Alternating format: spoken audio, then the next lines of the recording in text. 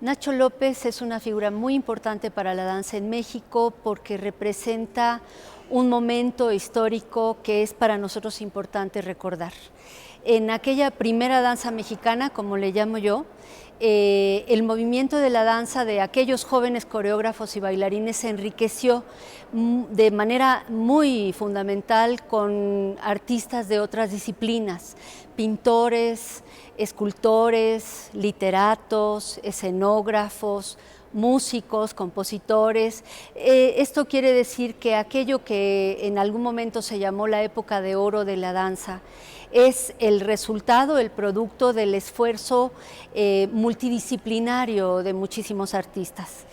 Entre ellos, desde luego, estaban músicos tan importantes como Carlos Chávez, como Silvestre Revueltas, como José Pablo Moncayo y muchos otros.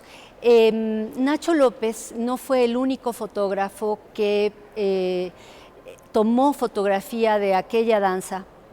Sin embargo, es el primero que se involucra en una perspectiva estética de la danza moderna de aquel entonces.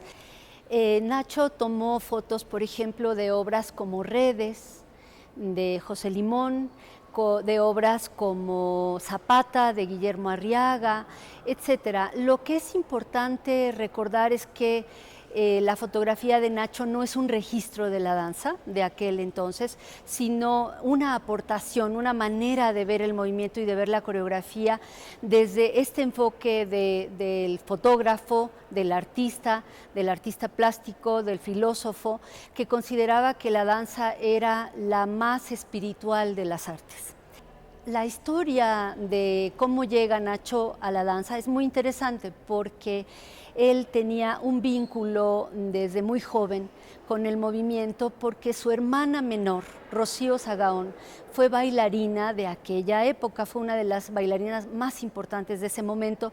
De hecho, la protagonista del Zapata junto con su coreógrafo Guillermo Arriaga.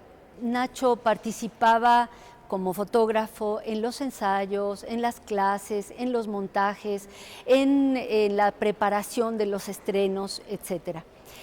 Es interesante que su mirada se fue haciendo cada vez más fina respecto a qué tomar, es decir, no le interesaba el registro, como he dicho ya, sino lo que le parecía fundamental era una perspectiva muy especial, muy, como digo yo, endógena, es decir, tratando de mirar el movimiento desde el interior del movimiento, no desde la postura o desde la posición o la pose, alguna pose que pudiera leerse como virtuosística, sino en realidad con esta esencia, esta sutileza, la energía interna que tiene la danza, que seguirá teniendo siempre. Por eso para Nacho lo espiritual de la danza consistía en precisamente atravesar el cuerpo, ir más allá de lo que se ve externamente para ser capaces de percibir con el alma, con el espíritu, con el corazón lo que la danza quiere decir.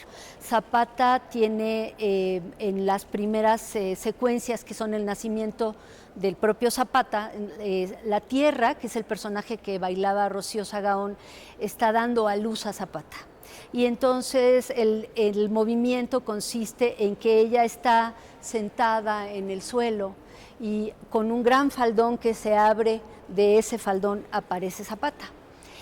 Lo que es fantástico de la imagen es que nosotros veríamos este momento de la coreografía pues como una imagen, una posición hermosa, pero lo fundamental de la foto es que podemos ver el dolor del personaje de la tierra, pero además el triunfo de ese nacimiento. Entonces es difícil a veces de explicar y de contextualizar una fotografía de danza porque estamos hablando de dos medios.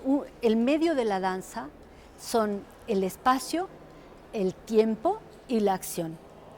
Y para la fotografía de danza no hay la acción ocurriendo, pero existe esta acción que se detiene por un instante para permanecer en nuestra memoria como algo permanente.